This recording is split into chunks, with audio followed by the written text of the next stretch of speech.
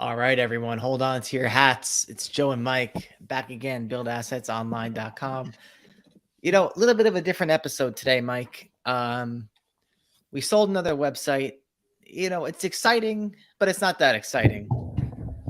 Yeah, And we're going to don't sound so happy. listen. How many websites have we sold to date? This is one on the lower end. Yeah. It's exciting how little work went into it. Absolutely. Absolutely. Yeah, I mean there's a lot of things to get into about the website, about how much time it took, cuz it's all perspective, If you're working day in and day out to sell a website and the audio is echoing, Will says. Whose audio? I don't know. I don't see how that's possible. Me neither. We don't have any settings changed or anything. Anyway, if you're working day in and day out and you sell a website for, 65,000, not that impressive, but when you're just launching assets into orbit like it's nothing and you pick one off, boom, sell it for 65,000, it didn't take a whole lot of daily energy, then there's a lot to be said for that. And that's really the basis of what Build Assets Online stands for, is creating these assets. And now you just have a bunch of them and you say, hey, it's time. I'm going to sell this one. And that's what we did. Yeah, and I think that's kind of been, it's kind of been our approach, I want to say, for the past year or so. But the thing is it just takes a while with these sites to really see.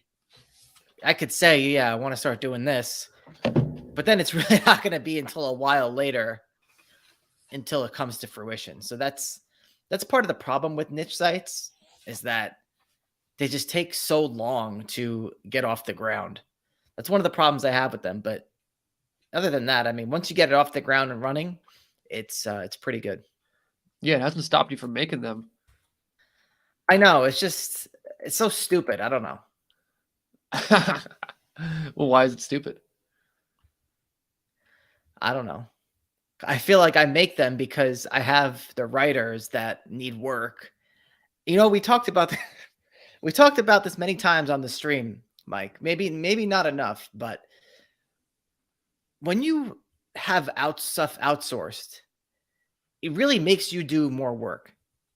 Because I have writers that have been working for us for a number of years. One's from the Philippines, one is American native born, lives in Croatia, then a couple others here and there. But the reason you say I keep making these sites is because, they need stuff to do.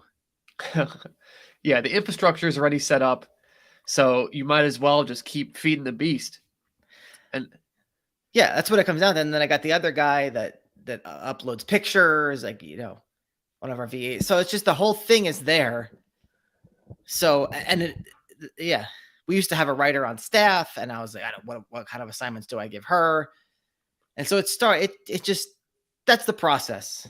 Well, it's not stupid. It's not stupid. Yes, there is a lag time to creating the blog sites, and they start getting traffic, and then they start making a little bit of money, and there's a bit of a delay to the sales process, unlike with drop shipping, where you can be making that profit first month, and you could be making a shitload second month, whatever. The blog sites, yes, they're going to take a long time, but I think with us, we've gone through these phases of learning from so many different people. You got John Dykstra, you got Authority Hacker, everybody that talks about blogging. You probably know about them. You've probably learned a little bit from them. We've had to kind of take them all and put them into the Build Assets Online filter and decide, how do we make these blog sites in a way that aligns with our vision? Because when we first started doing this, it was like we made these sites that had no direction, they had no finality, and right. that hurts the vision. Versus now, what our approach is, and I think this one is like the first case study of that approach, is it's the blog blast off method, right? You put in a bunch of energy in the beginning, or whether the energy is done by you or by a team of writers, whatever.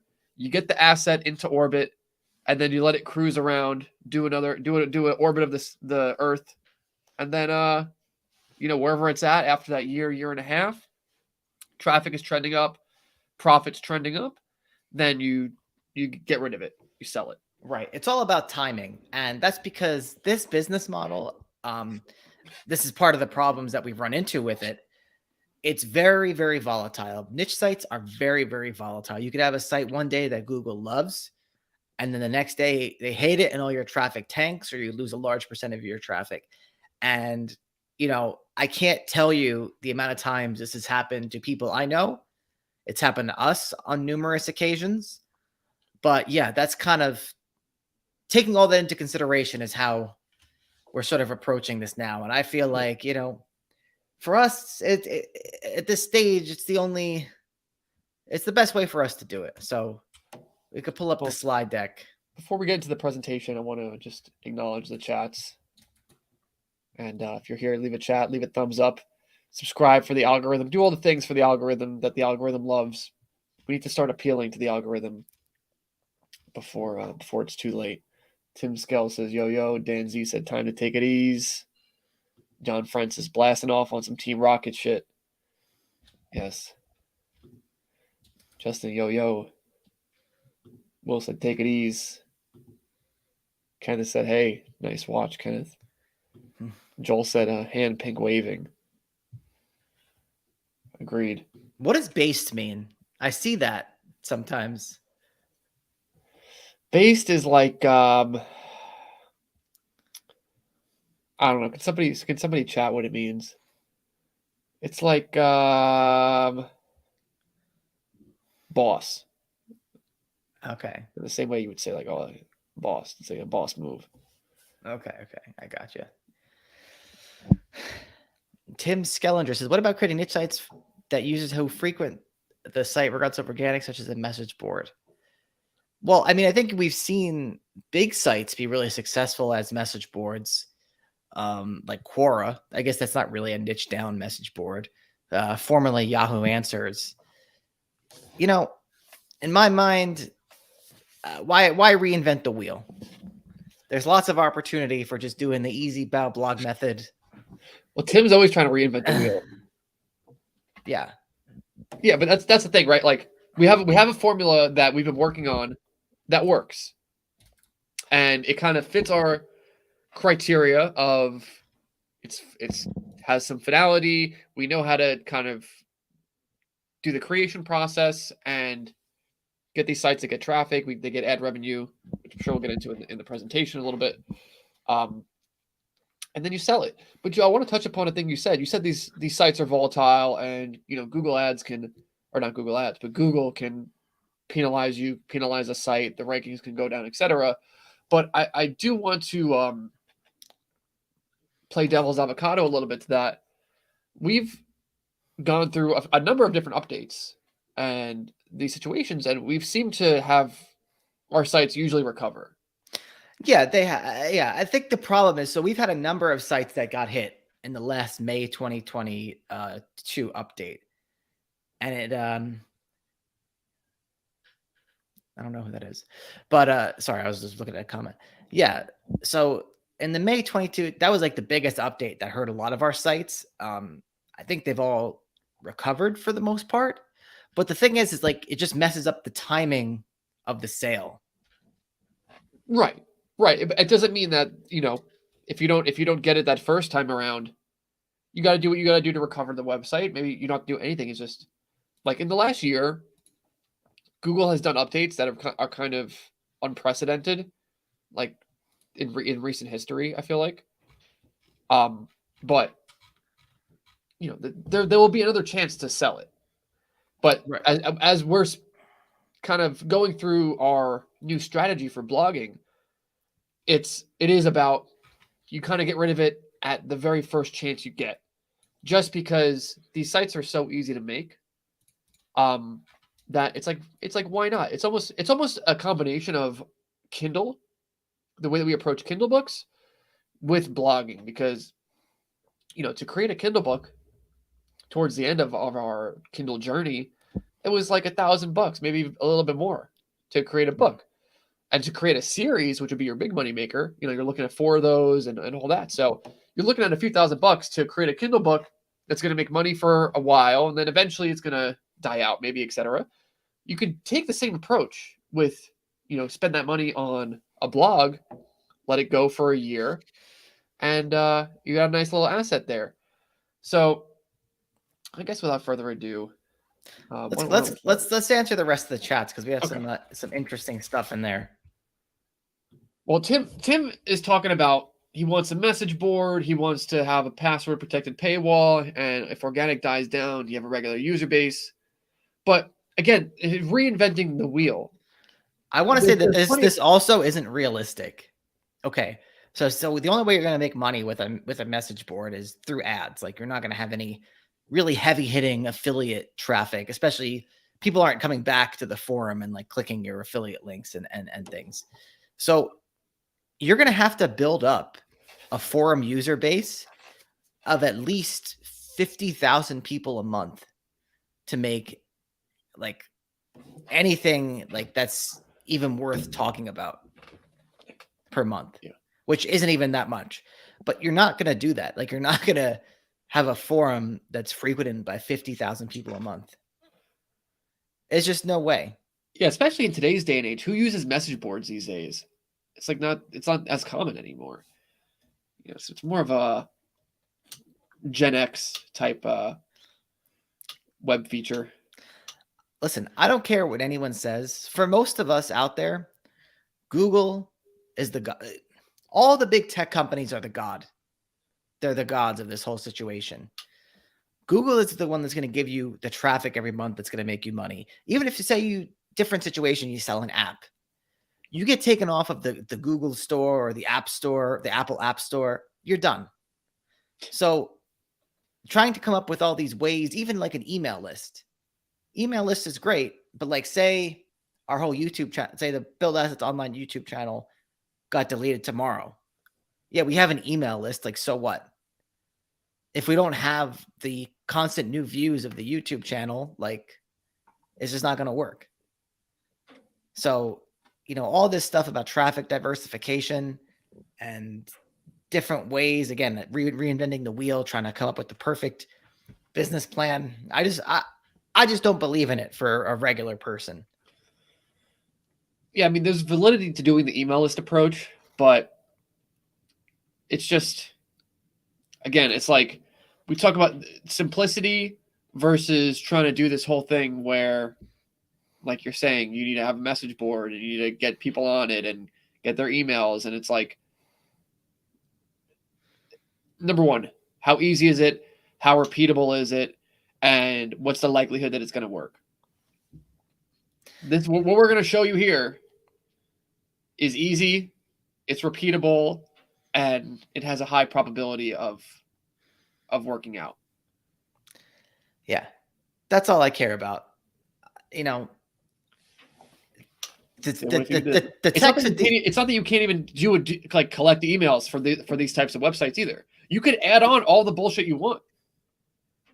Right. You can add on you can add on all that stuff, but it's never going to be a big percentage of your business model. This site had an email list. It had an email list, but the percentage of profit from the email list was so minuscule that it's like nothing. Like, you're just not going to beat the ad revenue rates of people coming to your site day in and day out from Google. Unless you're doing an affiliate thing, then you'll beat the RPMs. But again, they have to keep coming week in, week out from Google. Yeah. Or if you really want to diversify, you really want to get the best RPMs, have a blog site with your dropshipping store. Right. Of course, that's what you should be doing. I mean, yeah, that's how you're going to get the best RPMs. All right. So, without further ado, what are the basic details? So this is a site we sold on Empire Flippers. It took 3 days to sell, which I want to talk about. Price point 64. It was listed a little higher, but we sold it for like 65,000. So the price point, I think, is very, very important because of the headache factor. As you get into the higher and higher price points, it becomes more of a headache. Like, people want to get SBA loans. It's like a more in-depth process. There's more, just so much more that goes into it. So, I think I like, and when we talk about our land business and kind of compare this to the land thing, I like the $20,000 to $100,000 price point. Obviously, if we could sell something for more, that's great too. But I like where it's quick, it's easy, and that's it. You move on. Yeah. Yeah. Even with land, once you start to get over that price point, it's like you're getting into a smaller, more niche audience where not everybody has $200,000 just to drop on a website, a property, etc. Yeah, in this price range, it's like it's affordable, it's appealing. There's more buyers, and yeah, I didn't realize it took 3 days to sell. I thought it was longer. Frankly, I thought we were going to sell it first day. Actually, Yeah. The listing went up, and every 2 minutes we're getting an email. Somebody else is unlocking the listing. Someone else is unlocking the listing. Yeah, I thought a sale was imminent, and I'm actually.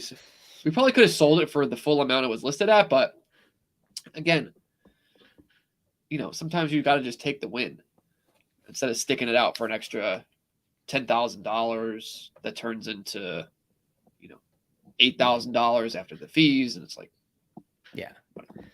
So monetized with ads and affiliate. Affiliate was made up probably like 90% or more of the revenue. The site started in 2020. Ads made up 90% of the revenue. Yeah, the ads made up 90% of the revenue. I had a writer, one of the writers we had on staff. Again, I had nothing for her to do. I was like, just seed this website. Here's like a handful of keywords. And that was that. And so we spent $10,000 on it earlier in this year. So the revenue is based on like the yearly income. So yeah, we spent $10,000 this year on it. And that was all an ad back. And yeah, pretty simple. So we're making any investment into this site compared to like what it earned and what it sold for. Well, so, I want to talk about this here.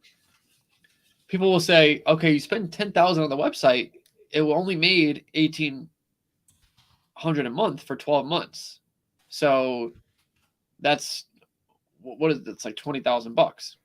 Right, but that 10,000 was really front loaded like a long time ago. So no money had been spent on the website for a while. Right, so it was an ad back, and Will is asking, how was it an ad back? And that's a good question. Well, because when you have a situation where you don't have to, it's not a recurring part of the business. Like for example, like a Shopify app you have on your dropshipping store. That app is a cost every month if it's like an important app, and then you don't like uninstall it or whatever. But like, yeah, so the content and link building, it's not an ongoing expense. The site hasn't actually spent money on itself in a long time. Right. So a lot of that money was spent on links. Yeah. Some was spent on articles. Yeah. And so, like you said, it's an ad back because that expense doesn't need to be done again. It's not a recurring part of the business. Right. It's not like Google Ads where you're spending the money on the ads and you turn off the ads and it stops. And by the way, it was only a partial ad back or so. It was like 80%. Right? It was like 80%. And I think that's up to the discretion of the sellers of Empire Flippers. And so having the site not spend money for a while is important for the timing, I'd say. So you started the site in 2020. How much expense do we think was put into it from 2020 up to 2022? Not much, maybe like a couple thousand. So the real bulk of the expense came the year that we sold it. And what was the reason behind that? Well, that was when I decided, like, all right, that was kind of when we decided, okay, this is our strategy. We're going to basically spend the money into these sites, have them reach their peak point, and then flip and then sell them off. So it was kind of when we decided that. So we knew kind of. Whereas in 2020, I didn't really have a vision for it. It was just the writer needed something to do.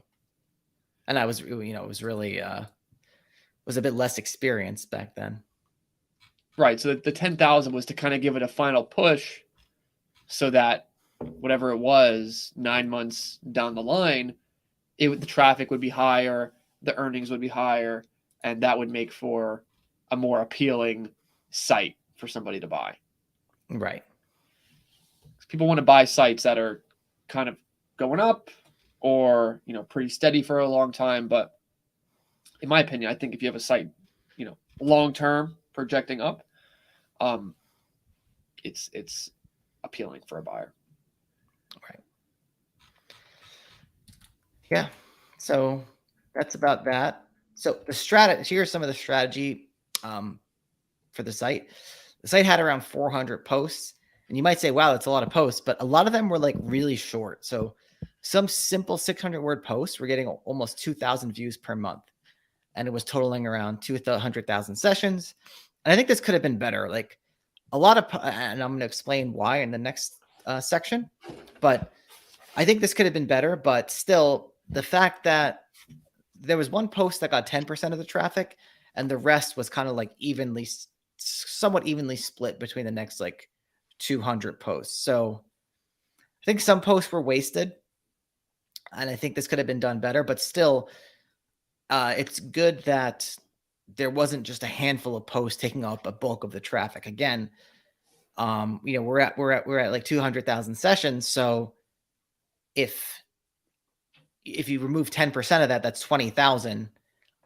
The site is still getting 180,000 sessions. So that's what I like, is when there's not one post getting like, say, 30% of the traffic, or a handful of posts getting 80% of the traffic.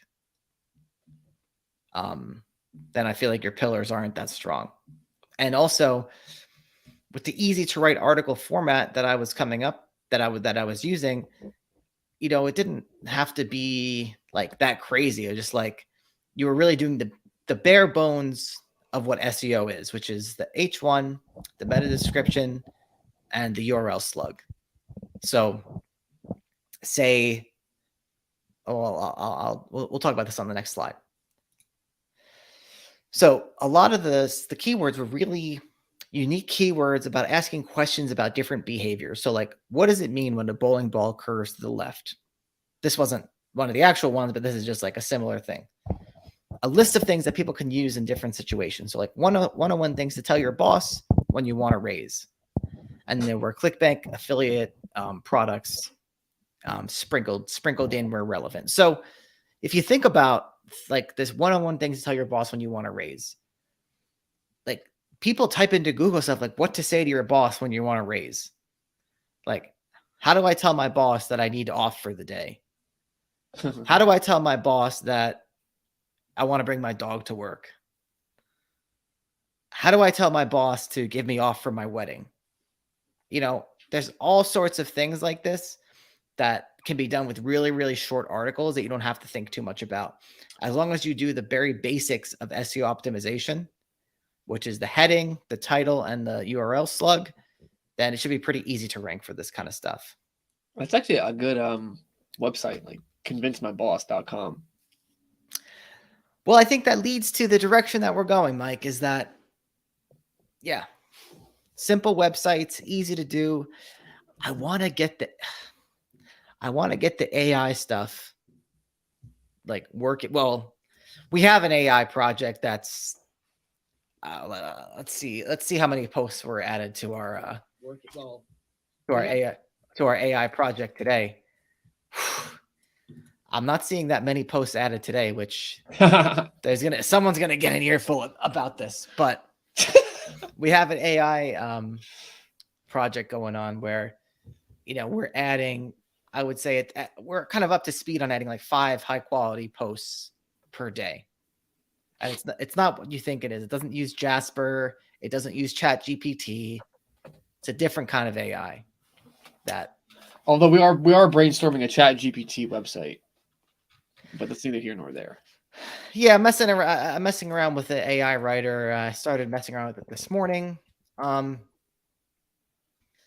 don't want to go off too far on that tangent, but if you can get the AI to be undetected, what I'm thinking it could be good for is just stuff that there's certain things that are like black and white, like for example, like what year was George Washington born or something. if you think of stuff that is straightforward, doesn't really require like nuanced human explanation, I feel like the AI can do good at stuff like that. But yeah, I don't know. I'm not there yet. Okay. As everybody's gonna want. You start talking about the AI blogging, everybody's ears are gonna perk up and they're gonna flip out. Well, I think I might. I mean, I'm working on something. I might buy an AI course. I don't know. Listen, I'm just thankful we made it this far. All right. I mean, yeah, no, the AI. People love the AI, dude, because it's like the quick, easy path to success. It's like the whole warrior form, the whole ideology just condensed into one sort of thing.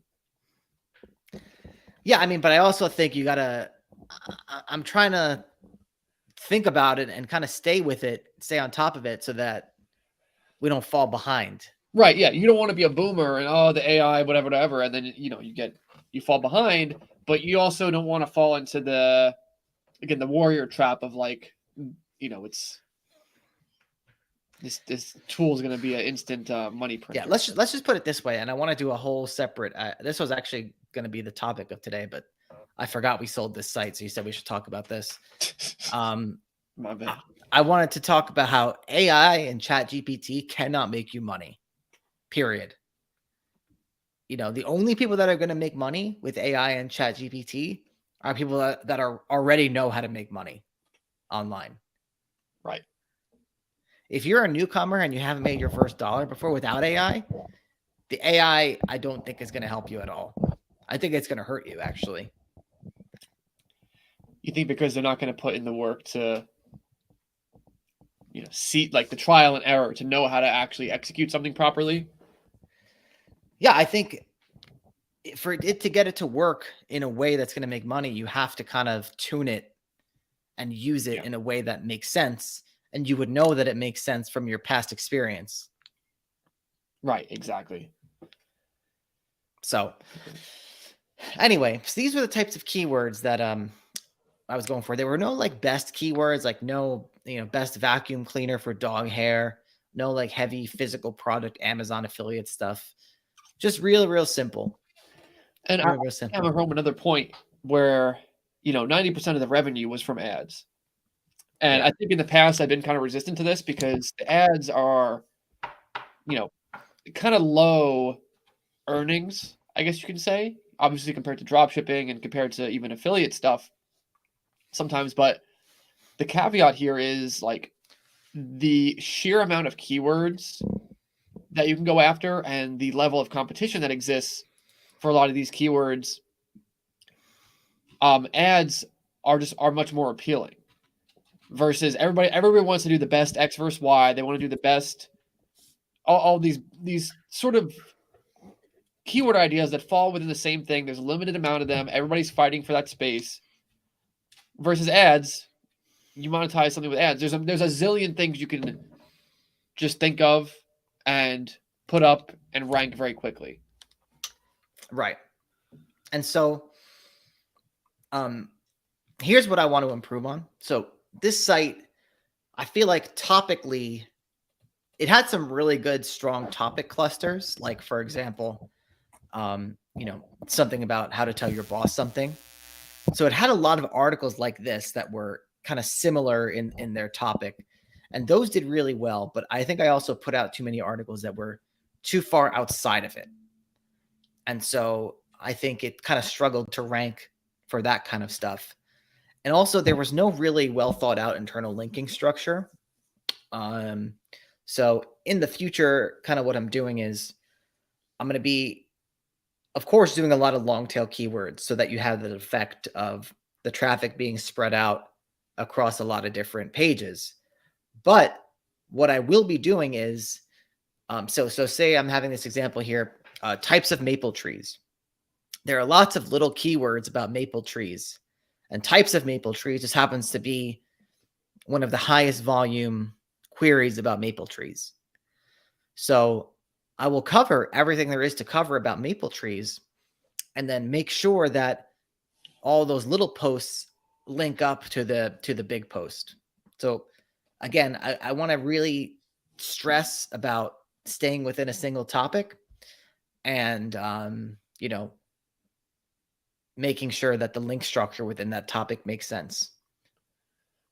And I'll probably actually publish the well, maybe in some instances I'll publish sites with no internal linking. It's kind of like a blank slate. Well, there'll be links to like the category pages and stuff. And then when I see some signs of, okay, this is ranking top 3 without any internal links, this is position 6 or 7, I will use the juice accordingly from the pages that are ranking without links to the ones that aren't ranking without internal links, if that makes sense.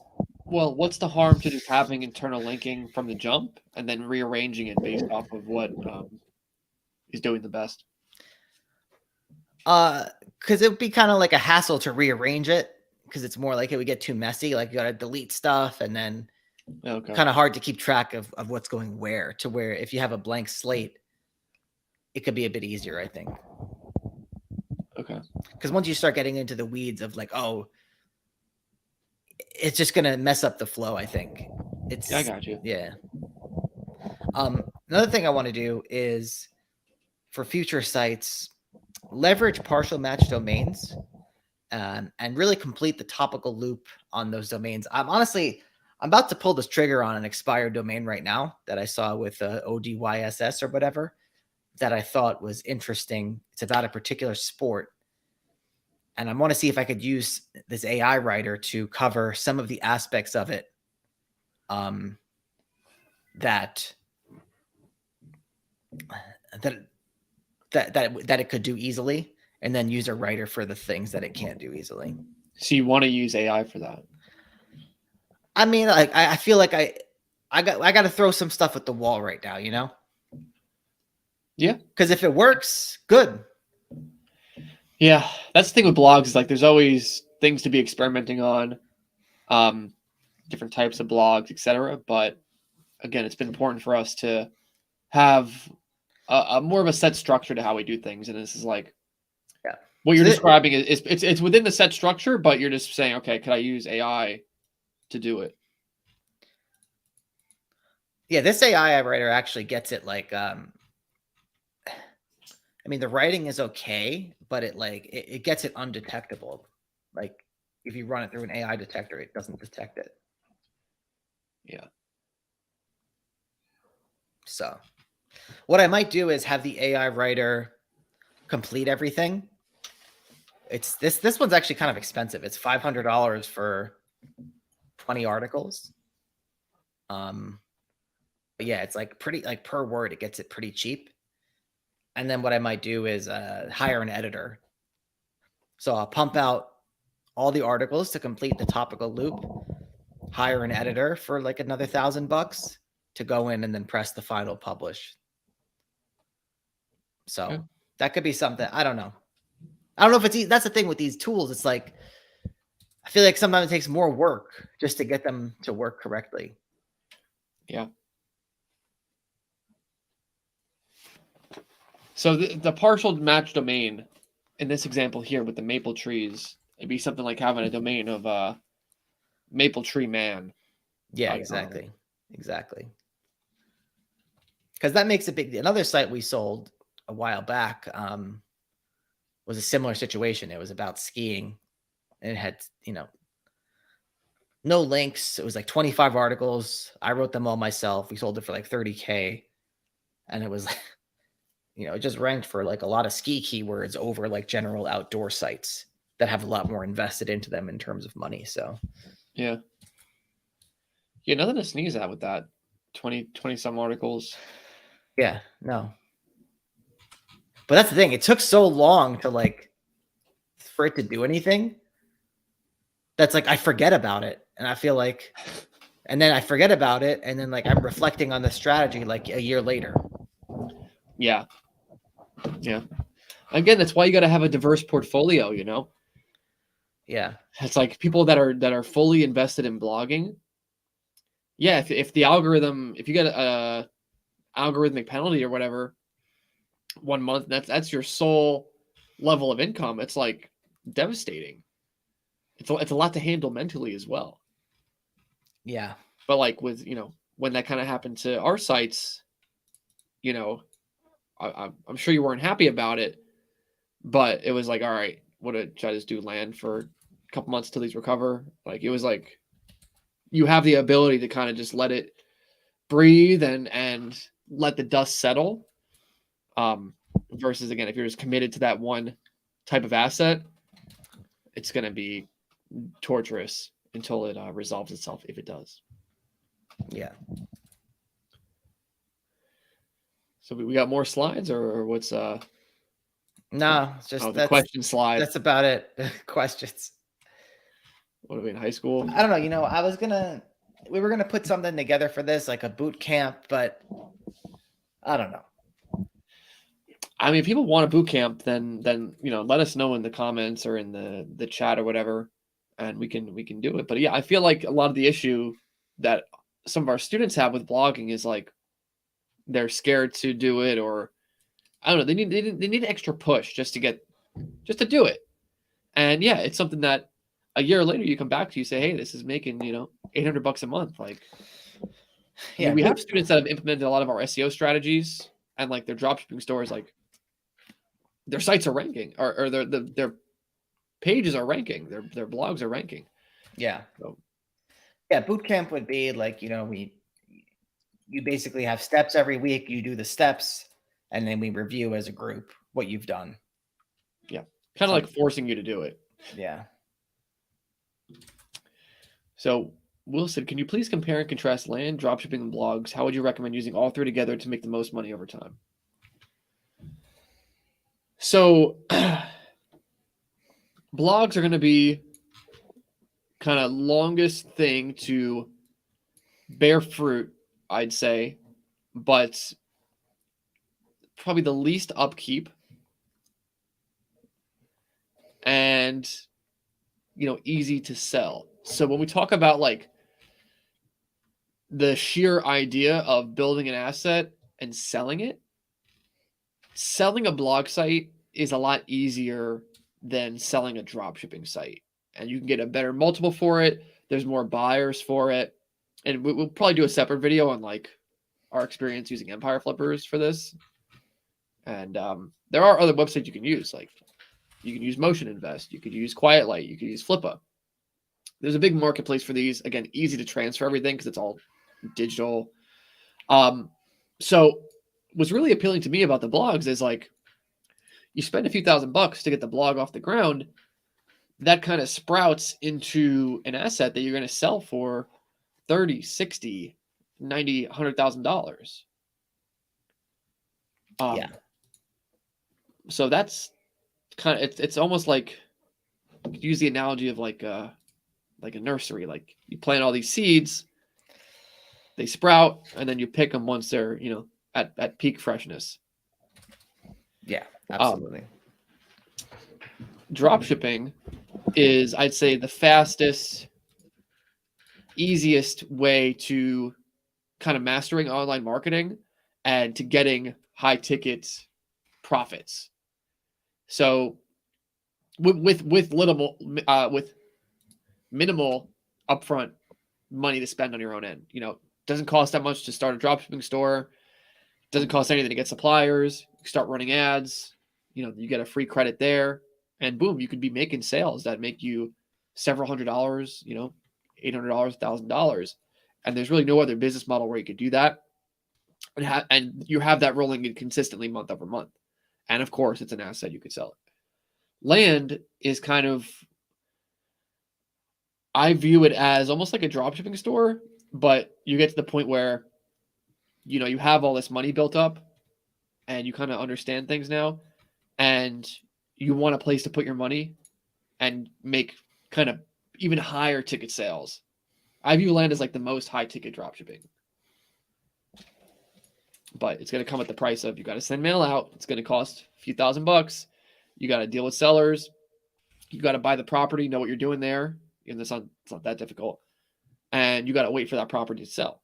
It could sell the next week. It could sell the next month, or it could take, 6 months, whatever, depending on the price you're selling at and, how well you've done your market research and all that. But at the end of the day, what you get out of that is, hey, I bought this property for $10,000. I just sold it for, $30,000. I just made $20,000 profit, and I didn't really have to do anything to do that. So it's just a bigger money game, and you have to kind of wait for that money to come in. You don't exactly know when it's gonna come in. Versus drop shipping, month over month, you're gonna be bringing in money. So, yeah. I don't know.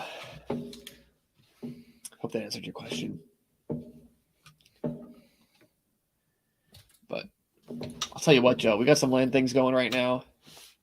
If they pan out how I think they pan out, then some changes are gonna have to be made because it's gonna be. Oh yeah, what kind of changes are those? Some big money. I don't know. We have to rearrange some things.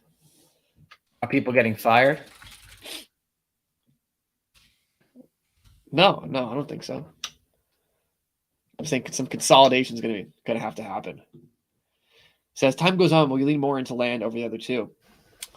It's yet to be seen. Like I just said, I think we're testing some things out with the land. We got some properties that, again, I think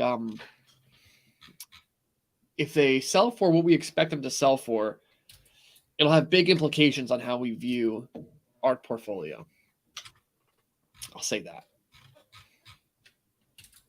But, I go back and forth on it, and it's like, I like having the store.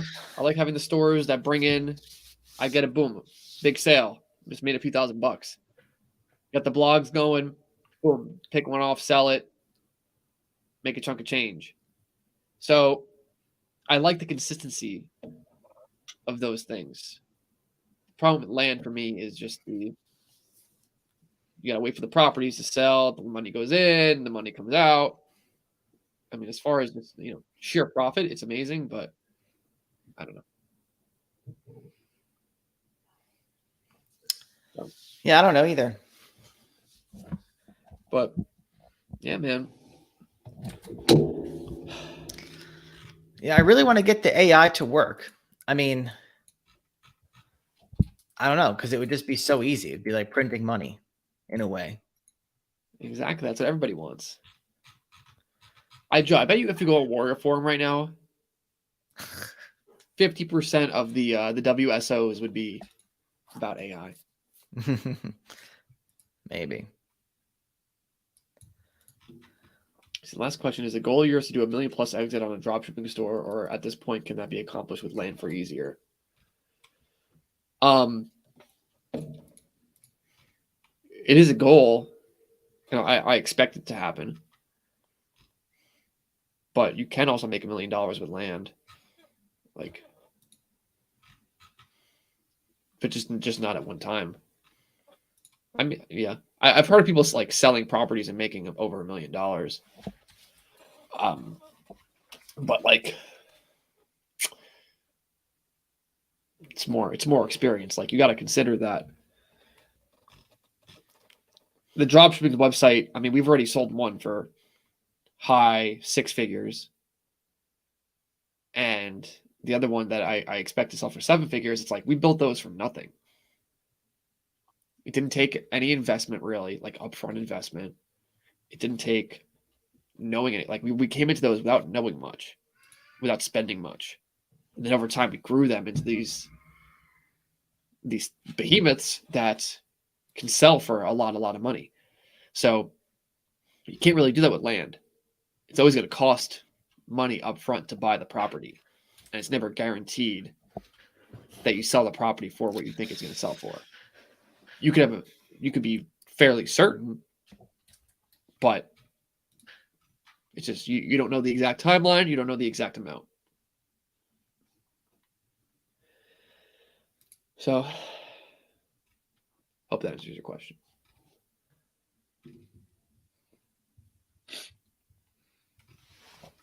Yep. Yeah, I think this AI stuff could work. I don't know. If we get an edit, I feel like we need an editor. And then it could just, a site could be, so this writer is really nice, like the thing I'm looking at. But I don't know, it needs someone manning it, and I don't know, is it worth it to have to incorporate this into the process, or to have someone just write the articles? That's the question. I don't know. You tell me. And again, it's like the idea of how much do you put into experimenting with these things versus just rinsing and repeating on what works. Yeah, I like the idea of it because it would be like an easy way to get a site started without moving the writer resources around, if that makes sense. Yeah. Makes sense. That's kind of why I like the idea of it. Well, how many blogs we have up in the in orbit right now? I don't know. A lot of them are shitty, but there's a couple that I started that I'm hoping are going to be good. Well, we got a couple bigger ones too. Oh yeah, we have a couple bigger. I'm talking.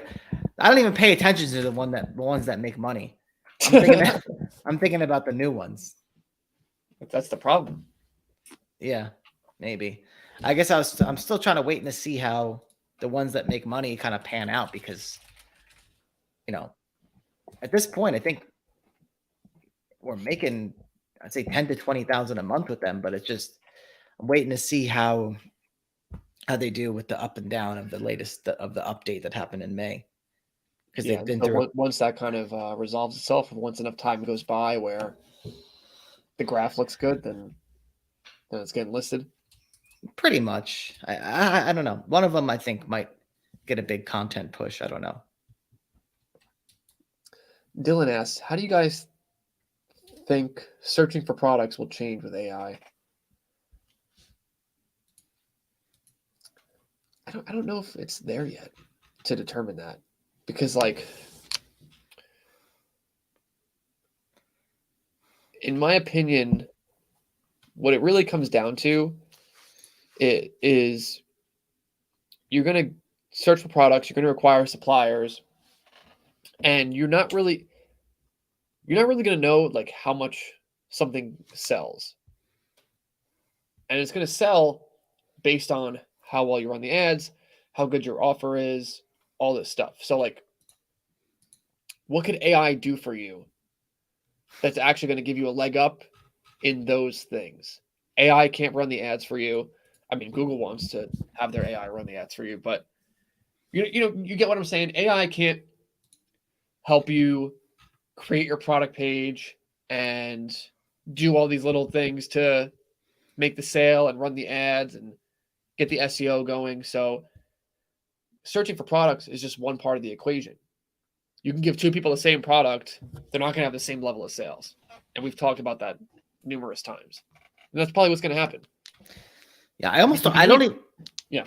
The AI thing is really kind of pissing me off, actually, because I don't like I probably spent like how many hours in the past week or couple weeks trying to look into it and figure it out in different applications.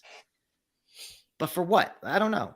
I feel like it's not there yet, and it's like trying to fit a square peg in a round hole or something right now. Yeah, he means from the consumer side, so you can just disregard everything I'm saying.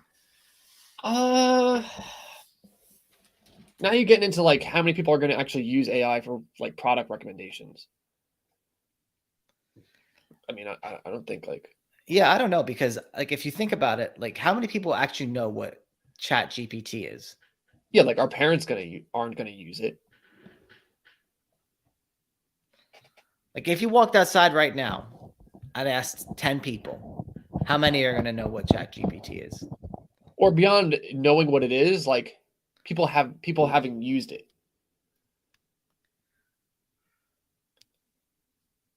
You know what I'm saying? Yeah. People aren't actually using it. So maybe you hear about it in the news or you see it, whatever. But like, not that many people are actively using it. Yeah. That's kind of the problem when you're spending so much time looking at like a feed, whether it be like a YouTube feed or whatever, and you're tuned into the money making algorithms. Chat GPT is everywhere, but like, Yeah. or anything tech related, it's going to be everywhere. But I don't know how many people when I go to the grocery store and I'm checking out, is the cashier, does she know what Chat GPT is? Like, no, she has no clue. Yeah. I don't think anytime in the future that many people, that big of a consumer base, will be using Chat GPT to ask it what to buy, and then on top of that, like listening to it at face value.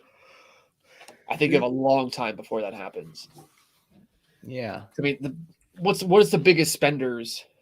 Who are the biggest spenders in the U.S. right now? Would it be like the boomers? Maybe, probably. Do my Peter Zian impression. What's the biggest source of capital right now for the U.S. economy?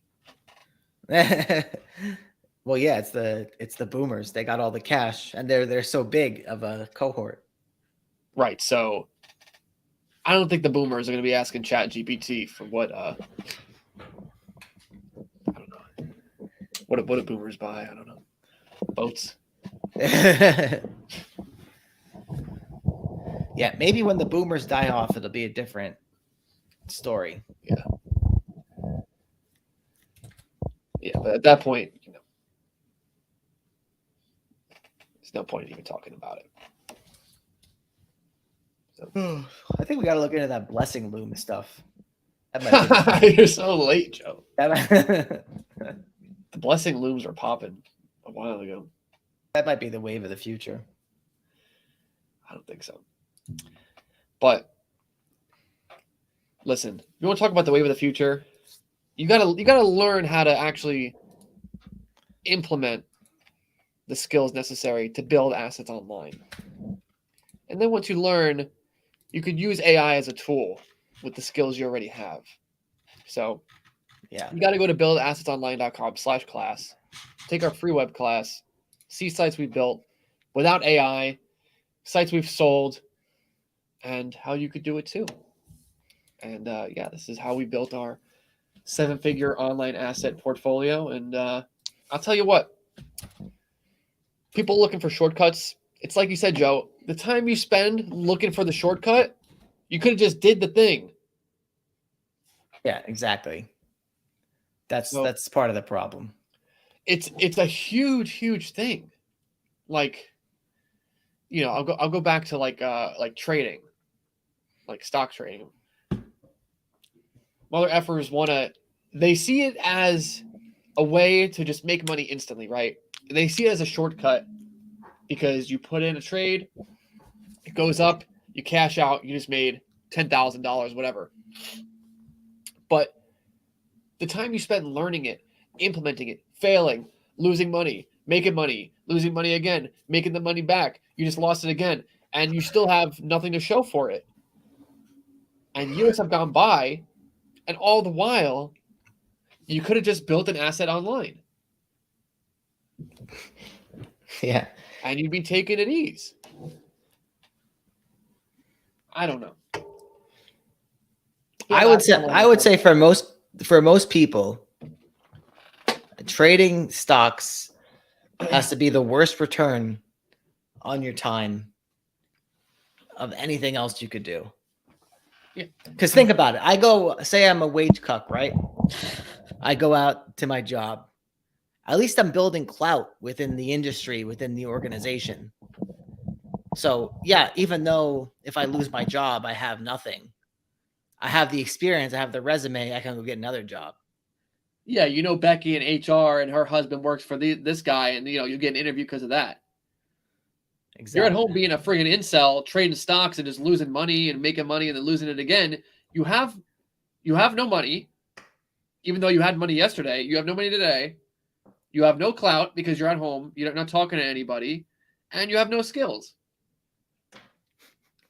And you were doing all this to bypass the traditional route of being a wage cuck, and now you're worse than a wage cuck. The stock cuck. UV, do you offer free shipping on your stores? If yes, how do you deal with suppliers that don't include shipping rates in dealer pricing? Do you absorb shipping costs, which cut into margin? Well, we absorb the shipping cost, but if it cuts into the margin too much, then you just raise the price of the item. So, you and your competitors are usually going to have similar pricing. So if you're dealing with it, they're dealing with it, and check what they're selling it at. Check if they're charging shipping, and like Google Shopping, it looks at the total cost. So if someone's charging $1,000 for the product plus $250 shipping, Google Shopping is going to take it into account as a $1,250 product. Versus if you're charging just $11.99 up front,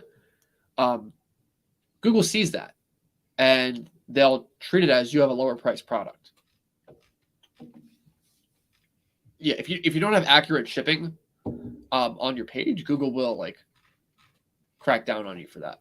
It's crawling. It sees what you're doing. Hector says 3 suppliers have to start setting up Google Ads. Yes. Their map. Then do it now.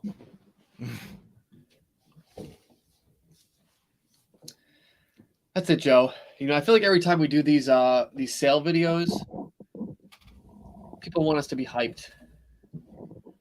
They want us to I don't know. Well, when something isn't a novelty anymore, then it's not that easy to get hyped over it. I know. It wasn't enough dopamine. No, my baseline is too high. Too high. What would it take? Well, you know what you're supposed to do, actually, from what I understand, is you're supposed to like take an extended break and let the victory absorb before moving on to the next thing. You didn't do that. No, I know. I was right into the AI. Right into the AI rabbit hole. I mean, it is a stressful process. The actual selling of the website, like the migration. Yeah, it's pretty annoying. We'll make a separate video about that. Yeah, I was pretty on edge about it at first, but once things got underway, it was just so quick. Yeah, it's a little bit of a risk. There's a little bit of back and forth. There's tension. It's like you're walking a tightrope, Yeah, I mean, this was nothing compared to ones we've done in the past. Oh yeah, that's why this one didn't even faze me really. No, this just because the last one for 650 whatever was like just months of torture. That by the time I couldn't even enjoy the victory. It took so much out of me. Yeah, it's like friggin' Gettysburg. Anyway, Dylan Bennett, is Thailand enjoyable in $3K a month? Should be, yeah. That's a lot of money in Thailand. Should be taking it easy. Why are the bottom of your feet so sensitive? You would think because like you're walking on them all the time, they would be desensitized. But like I can't scratch the bottom of my foot. It's too sensitive? Yeah, like I could scratch my arm like crazy, but I can't. Like it like tickles. I can't scratch it. I mean, your foot is also nice and cozy in a little fabric sheathing all day. Not mine.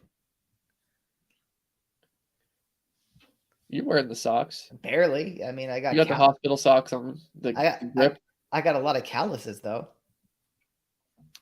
I mean, didn't your boy, not wear shoes for a whole summer, and then he was able to? His feet were pretty durable after that. So yeah, I think if you just didn't wear shoes outside, then they'd be a lot more.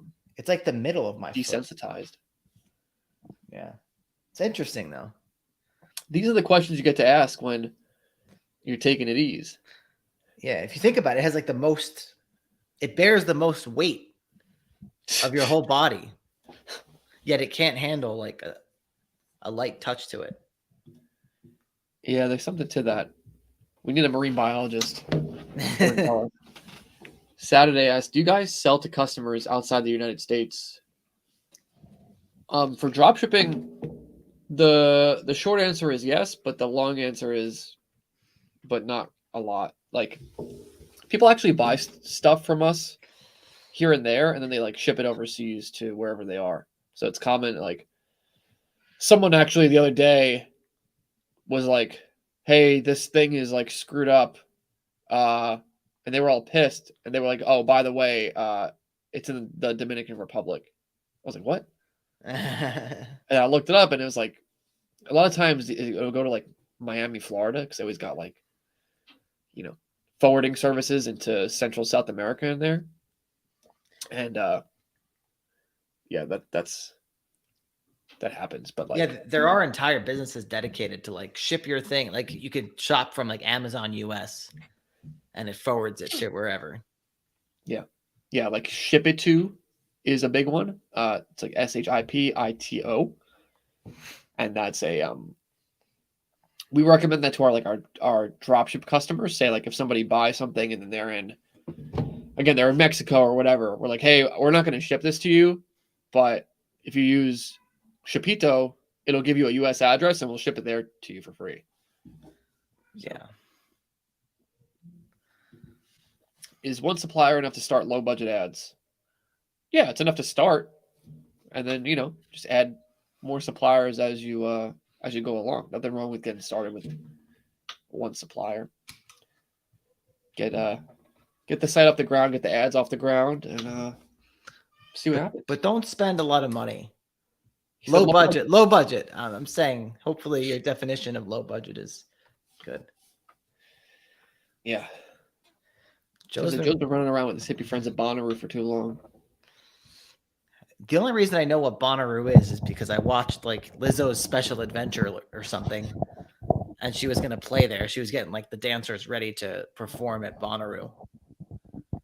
So is that really a hippie thing? If Lizzo is playing, more importantly, why are you watching Lizzo's special adventure?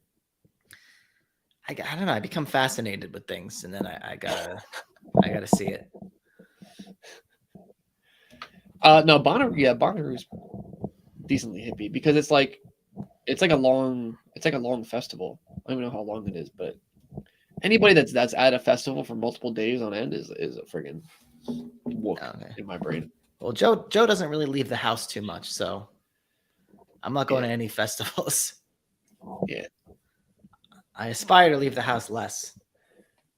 I wonder if Tim's a big festival guy. I could see that. I have a vision of him in my head, like maybe tripping out at the festival, talking about his. Yeah, you gotta create a message board, man. His forum ideas, kind of like that scene in Silicon Valley where, what's his name, Aldrich, Eric, where Eric, Ehrlich? Where Ehrlich goes on the spirit quest to find the logo or something or the name. Yeah, he goes out to the desert. I mean, we've had to do that on a couple occasions. Yeah. Did it actually get us anywhere? I forget what we even spirit quested for, but well, I think didn't we spirit quest when we were coming up with our first site, like when we were coming up with our second site? Yeah, that worked. Yeah, that propelled us into stardom. I remember we were doing a thing where like we would bounce the ball, and then when the person that was holding the ball would be the one talking. Yeah. It took a lot of brain power to come up with the website that we talk about inside the niche selection masterclass. If you go to buildassetsonline.com/class, you can gain access to the niche selection masterclass and see our website. See what it took. But Tim said, "Ha ha ha! I've definitely talked too much business at a festival before." Yeah, I see it. Tim, why you always got new ideas? That's what I want to know. New ideas are so overrated. That's why I hate Shark Tank. Oh, I had it. Speaking of Shark Tank, My wife watches Shark Tank all the time. It's like her go-to show besides for Dave Ramsey. And so, Very opposite. yeah. So I was thinking, what if we did like we if she I was saying like save the clips that you think are like worth talking about, and then we can like play them and react to them. Talk about the business aspect of them. Yeah, that's a good idea. Reacting to Shark Tank businesses. Yeah. Yeah, if she just saves like what episode it is and like what business or something, then we can probably watch it on here. Yeah, I noticed the reaction videos are big. I've been watching a lot of Bruce Rivers. He's the criminal lawyer. I think I've heard of that guy. I think he's been blowing up now because like the Andrew Tate situation. Mm-hmm. But I'm more so with watching him for like keep up with like the Young Thug trial. And he's always just reacting to things, like reacting to this that happened in the news, reacting to, and he's been blowing up. Oh yeah. So yeah, like reacting to like current events is just like, I feel like it's a cheap way to get a lot of views. But Yeah. it's hard for us to react to current events because there aren't really current events that correspond to like what we do. Yeah, absolutely. Yeah. Actually did do like a Shark Tank like reaction, like on one of the first videos on our channel. And Tim says, I saw a Shark Tank where a guy came on whose backstory is that he had sold an e-com jewelry business for $300K, and Cuban was super impressed. Mark Cuban is full of shit. Nothing he says on this show ever makes sense. I feel like the Silicon Valley thing of like Russ Henneman or whatever, like is it kind of like really captures him. In one episode, he's talking about how he dropped out of high school, blah, blah, blah, blah, blah. He's going hard. He's sleeping on his friend's couch, dropping out. Then there was a kid who had like some crazy business. And he's like, and the kid's like, yeah, I'm thinking about dropping out of college to really pursue it full time. And Cuban's like, yeah, I can't support you because you're dropping out of college. And then there was it just makes no sense. And then like there was another time where, this is what I talked about on my other channel. There was like the product was like a fruit infusion water bottle. So you would put the fruit inside like the water thing and it would infuse into the water. And the guy was saying how he was making sales through on his website, and he put up a bunch of articles about like recipes, like water infusion recipes. And his conversion rate was something, I'm like really guessing here. His conversion rate was something like 2%. And Cuban's like, you got to get that conversion rate up. And it's like his traffic is coming to people who from people who are looking for recipes. Like, again, you're not going to have a conversion rate that high unless they're searching for like water infusion bottle. So like, I don't know, maybe it was the way it was cut, but it's like without any further details, Cuban is just spouting nonsense. Yeah, he's a boomer, dude. I mean, I don't know. Like, we should tell him what our conversion rate is. But yeah, new ideas. I feel like they're just. It takes a lot of energy to birth a new idea, and it's not even guaranteed that it's going to work. Versus just mastering a proven idea. Yeah. That's why, like, I don't like Shark Tank. It's just, I'm like, I would never do this. I mean, look, I feel like, I want to say it's a way to make it big, but so is like investing in, real estate. Like, there are things you could do at a more safe and sustainable rate than coming up with the scrub daddy. Well, exactly. People always look at the success; they don't look at the failures, and a lot of the failures you just don't see them because they're not showcased. Yeah. So big successes are always showcased. You don't see how many failures there are for every one big success.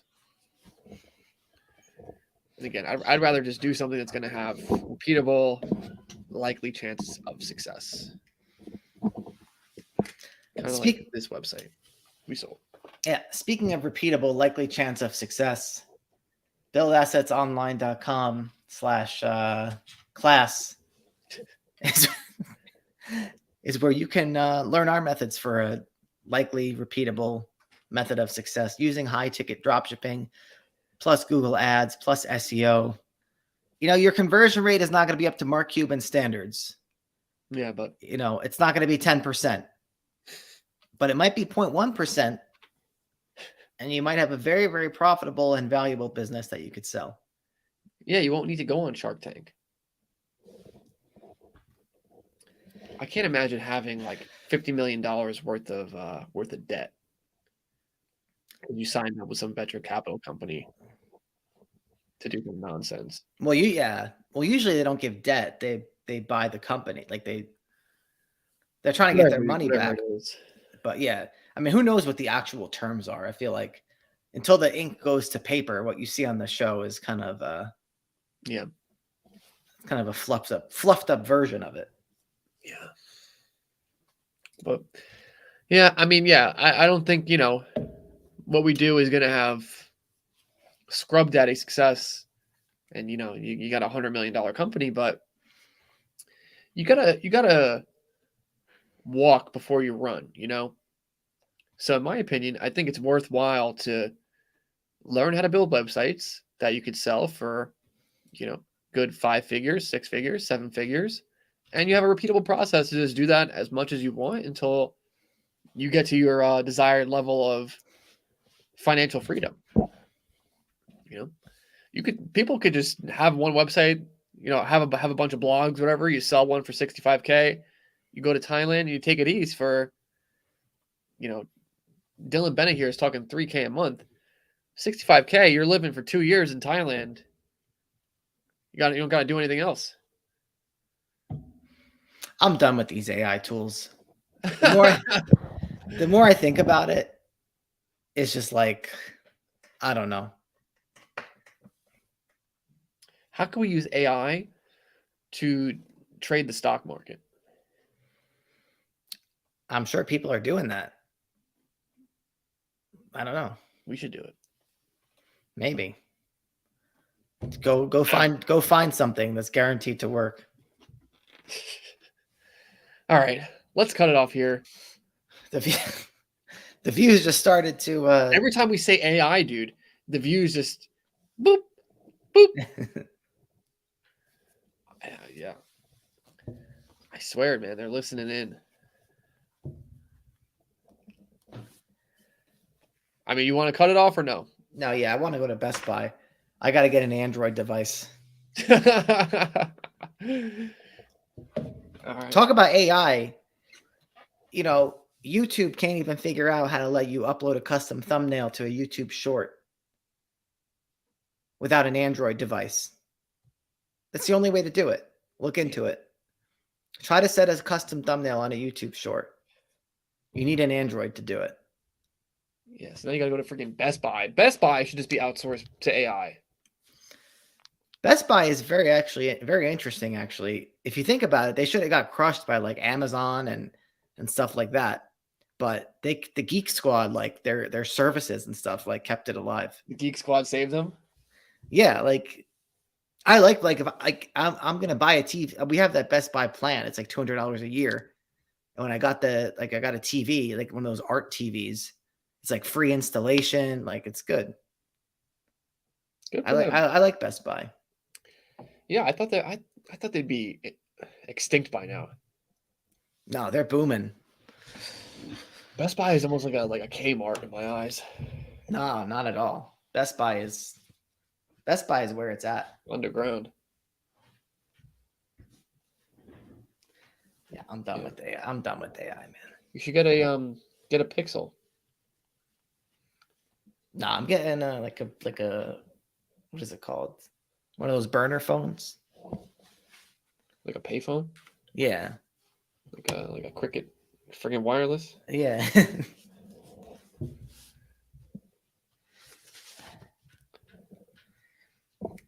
Has cell phone technology stopped? Like, I feel like right now, I mean, nothing really new happens with it. Like, the camera gets better and it's like a little faster, but like compared to like the Nextel chirp and stuff, it's like way different. But I feel like it's not that different in the past 5 years, 6 years. Kanye West said nothing has been invented since the iPhone. Okay. So you got a hard. I'd have to think about that one. I don't know. It's kind of like what you were saying, but yeah, no. I guess it's kind of true in the world of cell phones. Yeah. Has anything else been invented though? I don't know. We got to watch Shark Tank. Anything that's been invented, it corresponds to the iPhone. They got an app for it. It's got a. Yeah. It has to connect to the world the iPhone built. But anyway, I've had enough.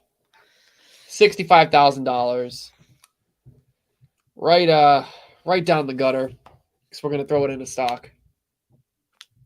And no, I do want to start talking about our investing strategy soon. We got to expand out, Joe. We're talking too much about drop shipping. See, this was a good video. We didn't really talk about drop shipping. People showed up. We got to expand our horizons. We got to be we got to do the whole thing. Why don't you tell us what you want us to talk about?